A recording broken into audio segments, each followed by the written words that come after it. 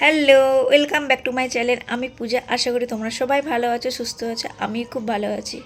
আজকে তোমাদের সামনে আমি একটা নতুন ভিডিও নিয়ে হাজির হয়েছি। তো তোমাদের সেটা কম বেশি সকলেরই জানা।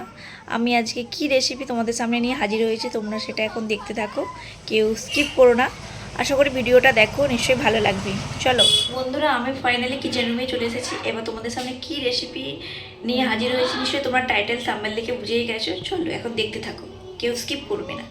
আমি ধনেপাতা চাটনি বানানোর জন্য এখানে আমি 3 আটির মতন ধনেপাতা নিয়েছি, যেহেতু এটা আমি সারা বছর সংরক্ষণ করব। তো যেহেতু শীতের ধনেপাতা মানে একটু অন্যরকম স্বাদ, বাজার থেকে যে ধনেপাতাগুলো যে এনেছে ওটা আমি শিকড়টা বাদ দিয়ে এদিকে আমি পরিষ্কার জলে ভালো করে পরিষ্কার করে ধুয়ে নিয়েছি। তারপর সাময়িক যে জল ঝরিয়ে যে রাখতে হবে ওটা আমি চুবড়িতে রেখে তারপর কিছুক্ষণ ওয়েট করার পর এদিকে আমি চাকুর সাহায্যে একটু ছোট ছোট করে আমি কেটে ফেলেছি, যাতে আমার গ্রাইন্ডার মেশিনে গ্রাইন্ড করতে সুবিধা হয়। চাটনি বানানোর জন্য যা যা উপকরণ লাগে সেটাই শেয়ার করছি। তেজপাতা, শুকনো লঙ্কা, 5 ফোড়ন আর গোটা রসুন। আর যে মেন যেটা পার্ট সেটা তেঁতুল, ওটা হচ্ছে যে মাস্ট লাগবেই।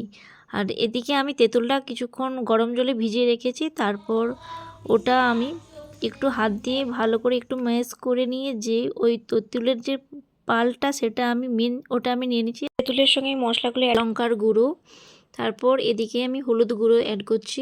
তোমরা চাইলে এখানে জিরে গুঁড়ো আর গোলমরিচের গুঁড়ো ওটা ওর সঙ্গে অ্যাড করতে পারো। তারপরে নুন মিষ্টি ওর সঙ্গে অ্যাড করতে হবে, যেহেতু ওটা আমি স্কিপ করে গেছি। তারপর এদিকে আমি গ্যাসের উপর কড়াই বসিয়ে শুকনো কড়াইতে ভালো করে যে ধনেপাতাগুলো আমি কেটে রেখেছিলাম ওর মধ্যে কড়াইতে দিয়ে দিতে হবে।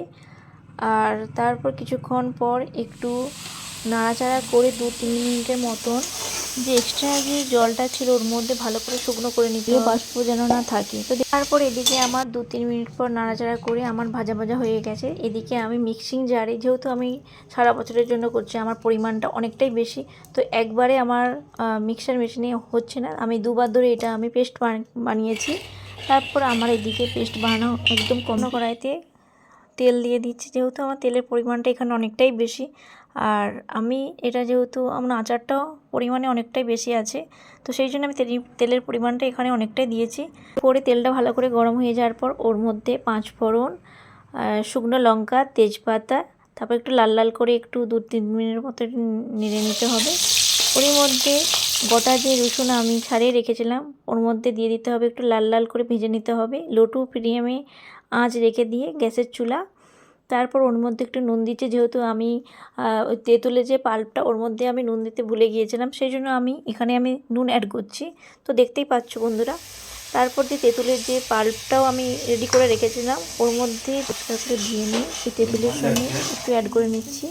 যেহেতু আমার থেকে 2 মিনিটের মতন এরকম নাড়াচাড়া করে নেব অনবরত। গ্যাসের আঁচ একদম লো টু মিডিয়ামে রেখে জল শুকিয়ে আসবে। আমি যে তেঁতুলের সঙ্গে যে জলটা অ্যাড করেছিলাম এরকম নাড়াচাড়া করতে করতে জলটা শুকনো হয়ে আসবে আর উপর থেকে তেল ভাসতে শুরু করবে। আর এইভাবে আচারটা রান্না করলে একদমই নষ্ট হবে না, আর আচারটাও অনেক দিন পর্যন্ত ভালো থাকবে আর রোদে দিয়ে ঝামেলা ছাড়াই। দিয়ে দিচ্ছি ধনেপাতা যে পেস্টটা আমি আগে থেকে বানিয়ে রেখেছিলাম এর মধ্যে দিয়ে দিচ্ছি। আর এই যে আচারটা বানানোর জন্য একদম কিন্তু গ্যাসের আঁচ একদম লো টু মিডিয়ামে রেখে আচারটা কিন্তু বানাবে, তবে দেখবে আচারটা খুব ভালোভাবে তৈরি হবে। 1 থেকে 2 মিনিটের মতন নাড়াচাড়া করবে আর আমার আচারটা প্রায় রেডি হয়ে গেছে। এরপর থেকে তেল ভাসা শুরু হয়ে গেছে। আর দেখবেন যে বন্ধুরা আচারটা যখন শুকনো শুকনো হয়ে আসবে তখন বুঝে যাবেন আচারটা একদম রেডি। বন্ধুরা এই আচারটা আমার কত সহজেই তৈরি হয়ে গেল। এই ধনেপাতা আচার থাকলে ভাতের সঙ্গে গরম গরম রুটি আর খিচুড়ির সাথে এই আচার দিয়ে ভাত খেলে না কেন মুখের স্বাদ দ্বিগুণ পাল্টে যাবে। যাদের মুখে রুচি আসে না এই ধনেপাতা আচার দিয়ে খেতে পারো, একদম অন্যরকম স্বাদ লাগবে। বন্ধুরা আজকের আমার এই ভিডিওটা ভালো লাগলে প্রচুর প্রচুর শেয়ার করবেন। তো বন্ধুরা আশা করি আমার প্রথম থেকে শেষ পর্যন্ত ভিডিওটা দেখেছো, আশা করি নিশ্চয়ই তোমাদের ভালো লেগেছে। যদি আমার ভিডিওটা যদি ভালো লেগে থাকে প্লিজ লাইক কমেন্ট শেয়ার করতে ভুলবে না। Tata, thanks for watching, bye bye.